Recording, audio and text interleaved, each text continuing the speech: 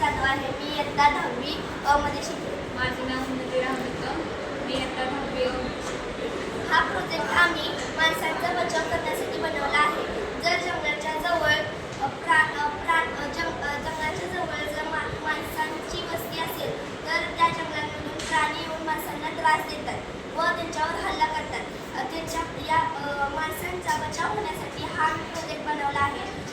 आम्ही जंगलाच्या बाजूने असे तार लावणार आणि जर प्राणी माणसांवर अटॅक करायला आल्या तर जर तारेला